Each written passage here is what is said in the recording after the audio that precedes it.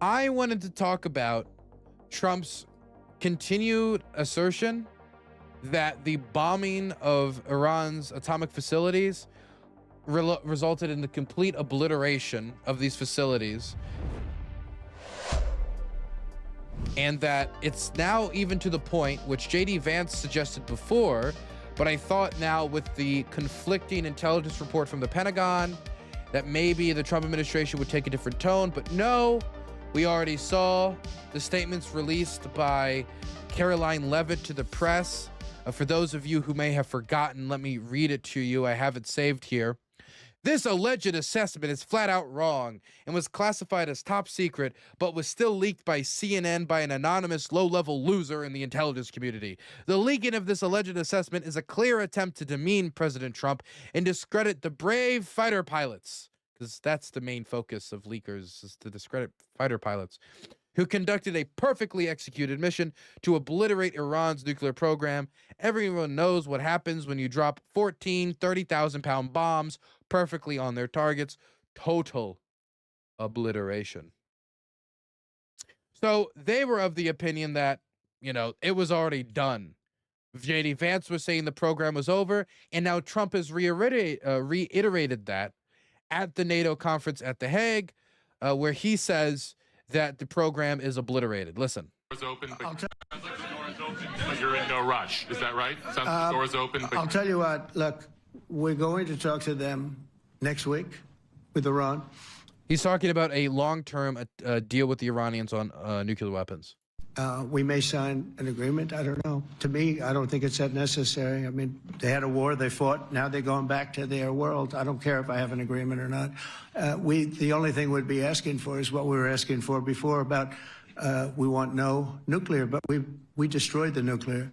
In other words, it's destroyed. I said Iran will not have nuclear. Well, we blew it up. It's blown up to kingdom come, and so I don't feel very strongly about it. If we got a document, wouldn't be bad. We're going to meet with them, actually. So they said the program was blown to kingdom come. J.D. Vance said that the program was, basically done and dusted, blown up. And Caroline Leavitt reiterated these claims. Pete Hegseth reiterated these claims, which is contrary to the intelligence report produced by the Pentagon early on and leaked by 3 separate intelligence sources to CNN. Which said that at most, that the program had been delayed by months. At most, top. That's if you're lucky, so to speak, as the people from the Trump administration. Now, they say that they don't agree with that intelligence assessment. In fact, there was even one instance where Trump seemed to prop up an Israeli intelligence assessment over an American intelligence assessment when trying to say how it was destroyed. Then I saw a post made by John Ratcliffe, the head of the CIA, where he posts a blurry screenshot of a CIA Office of Public Affairs press release claiming devastating destruction. Listen to this. The CIA can confirm that a body of credible intelligence indicates Iran's nuclear program has been severely damaged by the recent targeted strikes. This includes new intelligence from a historically reliable and accurate source method that several key Iranian nuclear facilities were destroyed and would have to be rebuilt over the course of years. CIA continues to collect additional reliably sourced information to keep appropriate decision makers and oversight bodies fully informed. When possible, we will also provide updates and information to the American public, given the national importance of this matter, in every attempt to provide transparency. Okay, so this leaves me with a few questions. Number 1, what does severely damaged mean? Severely damaged is very ill-defined, and this is not a full report. This is a blurry screenshot of a press release, so we're not really given much damage here. Severely damaged could mean anything. It could mean a collapsed wall. It could mean centrifuges got destroyed, which I haven't seen any intelligence or any source confirming that. and that would be a real significant blow to the atomic weapons program of Iran. But I haven't seen anything like that. All I've seen is them saying, severely damaged, which, considering how the Trump administration's record goes when it comes to, describing themes in descriptive language to help the president, just saying severely damaged, I really don't know what I can take from that. So what does severely damaged mean? Also, this doesn't mention at all any of the facilities that were not targeted, because it isn't true that every targeted in Iran, every facility in Iran that is working on this program was targeted. And if they weren't bombed, then they could not have been even severely damaged, minimally damaged, or barely damaged at all. Also, in here it talks about how, the facilities, it could take years to repair the facilities. Here's my question. A collapsed entranceway, a destroyed waiting room, office space, a collapsed passageway, hall, or roof. These things are not good for the program. If they had to either repair that over the course of years or pick up their operation and move it somewhere else, that's going to take time, possibly months.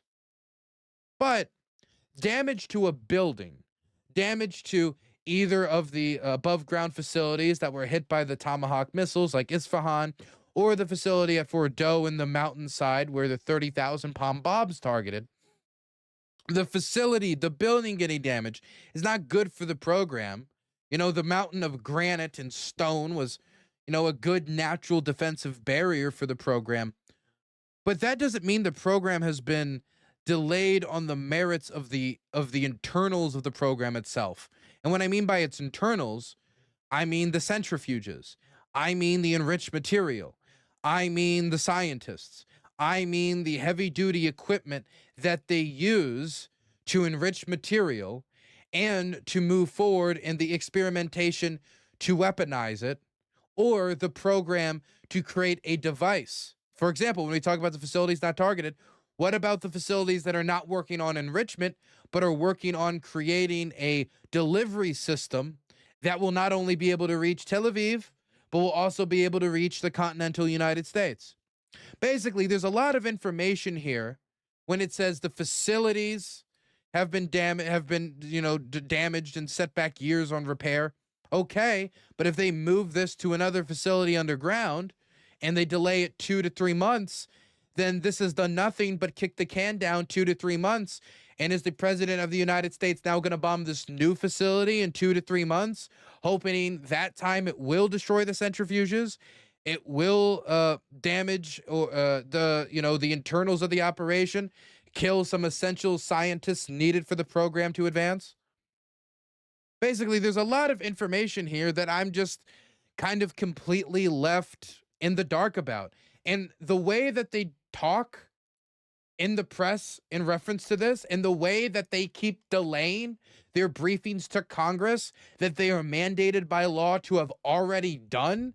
Like, if the letter of the law was followed, they should have already informed Congress before the strikes, but certainly briefed them within 48 hours of the strikes. But considering that Mike Johnson doesn't want to follow the letter of the law, and he considers the War Powers Act now all of a sudden unconstitutional, I guess this type of stuff can get ignored.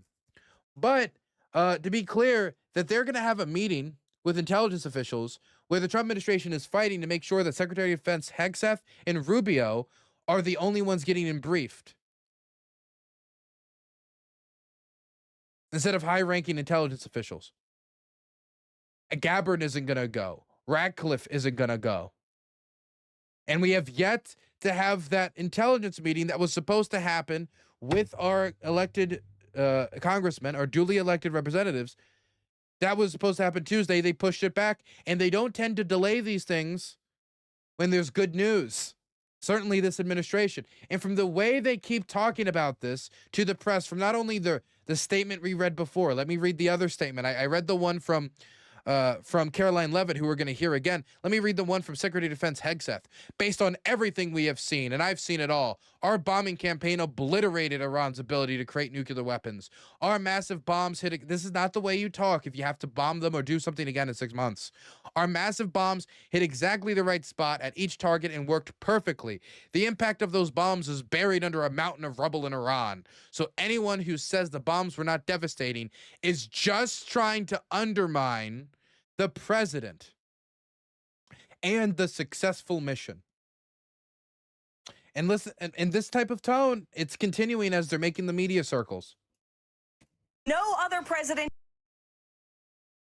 in history, no other president in history could have ever dreamed of such a success, and that's exactly why the fake news media is now trying to demean and undermine the president. And we've seen this playbook be run before. You have hostile actors within the intelligence community who illegally leak bits and pieces of an intelligence assessment to push a fake news narrative, and that's what the CNN story was yesterday. And it's not a coincidence that it was written by the exact same CNN reporter who wrote the original story, falsely alleging that the Hunter Biden laptop was Russian disinformation. The American public are smarter than this, and they should know the truth. President Trump completely and totally obliterated the capability of Iran to produce a nuclear weapon, and the world is safer today because of his historic efforts.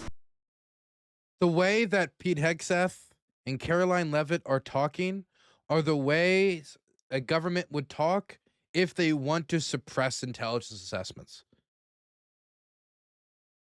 This is how you distort and manipulate intelligence assessments for political purposes. This is how you get somebody who might stand up and say, hey, I have a piece of evidence that suggests that while we may have delayed them, the program's not obliterated and they have relocated it to a new facility.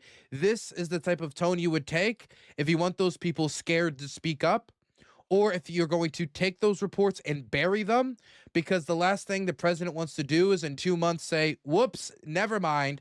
I said that we obliterated the program. What I really meant by obliteration was we blew up some infrastructure and now we have to blow up even more infrastructure and try again to take the centrifuges and allocate more intelligence assets to engage in on-the-ground sabotage missions because bombing to the mountainside was not effective enough.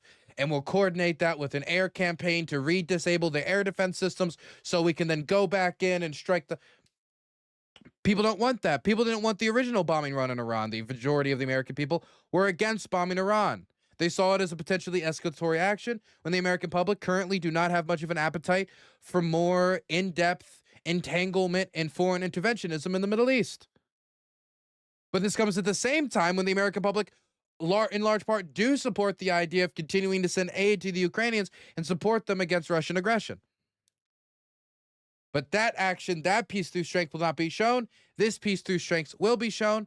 But at the end of the day, if we're talking in this manner, this is the type of manner that gets people to step down and sit down and stay quiet, or be made to stay quiet if they have a dissenting intelligence, or if they have information that could show otherwise. Usually after strikes like this, you hear a lot of reports seem to indicate, or a lot of, asterisks and question marks of, well, the picture isn't particularly clear, but they so quick delivered this message that it was devastating, it was obliteration, and when some information came out to contradict it, instead of saying, the majority information points to, or, well, that was an early on report. It was the people who leaked this are losers.